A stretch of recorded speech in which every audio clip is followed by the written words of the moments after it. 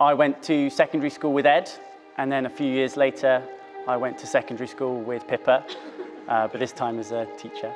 And it is my pleasure to have introduced them and to read this poem for you today. In my future, I see you and me, and a house and garden filled with trees. I see dinner parties surrounded by friends, and a vegetable patch we love to tend. I see cozy nights in front of the fire, and a four-poster bed for when we tire. I see our kitchen, which will be the heart of the home, and a Victorian bath brimming with foam. I see muddy wellies by the front door, and the kids eating cookies and asking for more.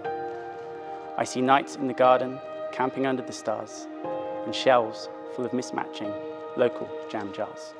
I see family picnics outside with the dog, and a little blue shed containing the logs. I see us sat by the window watching the snow, and reading the papers and learning to grow. I see pictures of family in quirky frames, and the letters on kids' doors spelling out their names. I see laughter, pain, kisses and tears, and helping each other to confront our fears. I see you as my friend, and also my lover, your confidant and your children's mother. I see a wonderful future for you and I, and it's cloaked in love until we die. I want to tell you a bit more detail about the night that I met Ed. It's a fateful night. So it started in the way that all the great romances start, on a night out in Swindon. I clocked Ben, guy from school. Didn't really know him that well. I was in school that I worked at. I thought, well, I've got nothing else to do. I'll go over and say hello. But he is a bit weird, to be honest. That is what I thought. Now, he was sat with a random girl I didn't know, and a tall, dark, handsome man. He's gorgeous, I thought. She was a bit dismissive at first, but it didn't take long for my Devonian charm to kick in. And we got chatting, and we stayed out till 4 a.m. It turned out that Ed was Ben's old school friend. I pulled Ed up onto the stage in a grimy club. We had a real laugh dancing. And at the end of the night, we went our separate ways. Now, nothing had happened to suggest that Ed liked me, so I was pretty oblivious. In the taxi on the way home, I leant over to Ben and said, you know what, I actually really, really like Pip, and I really, really would like to see her again. But he looked at me oddly and said, are you sure? I think she's a bit weird. Thankfully, I didn't listen. Now, as it happened, I'd actually been on a couple of dates with someone else. Awkward. But when I met Ed, it was like being hit in the face with a chopping board. And me and Ed had got those really heavy wooden ones, so intense, an intense moment. Mum had always said that when you know, you know. But I didn't believe her until now. I thought I'd never see Ed again. He lived 100-odd miles away. But I ended things with Colin the next day. I thought I would rather be alone than waste my attention on anything less than Edward Kitchen. I thought he was brilliant.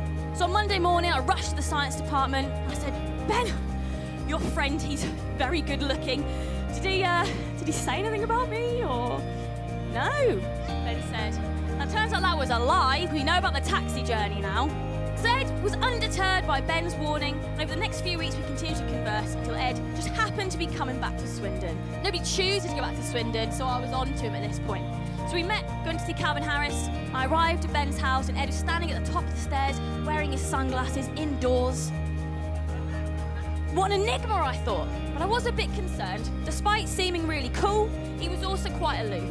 So I said to Ben, give me the lowdown. Well, tell me straight, what is Ed really like? And Ben looked me dead in the eye and said, Ed is the nicest guy I've ever known. And if you hurt him, I'll kill you.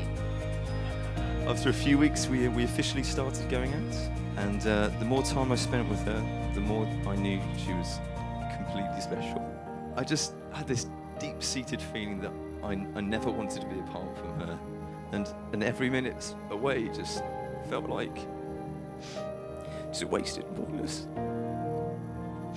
If this meant driving for 2 hours to Swindon after work every Friday and driving back at 12 o'clock on a Sunday night just so I could spend that extra few more minutes over the weekend, I did it.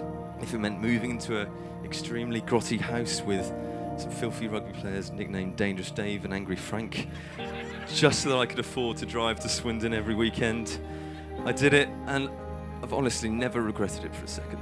Not for a single second. Now, when I met Ed, I knew that he would be the one that I wanted at my side for the rest of my life. I honestly never knew what love was until I met you. I was telling people that I would marry him after only a few weeks. I started watching Don't Tell the Bride pretty obsessively from quite early on. Don't tell Ed, but I love One Born Every Minute as well. I've got it on Series Link. So I can't wait for all the exciting things in our future, getting a dog or 10, opening a lucrative B&B business for rabbits, having unsettlingly tall children, like with my hands and feet and the fact that Ed's 90% leg, they're going to be freaks. But it'll be a laugh. We'll see how it goes. Pip, you look even more beautiful than I imagined you'd be. You're literally my everything. I couldn't imagine my life without you. I'm so happy that you agreed to marry me and that you're my wife. I can't wait for all the exciting things yet to come in our lives. There literally isn't enough time in the world to explain how much I love you. But I can't wait to spend the rest of my life showing you. And the last 5 years have genuinely been the happiest adventure of my life. You make me happy every single day. I'm genuinely more excited about the prospect of our future together than any other reality I can imagine. I love you more than chocolate eclairs, even the M&S 4-packs, and I love them. You don't know how many times I've eaten them in the car. You don't even know. It's a cliche to say it, and as an English teacher we hate cliches, but this really is the happiest day of my life. I'm so glad you're all here. We haven't even danced Come On Eileen yet, and that's my favourite. So it can only go up from here, so cheers.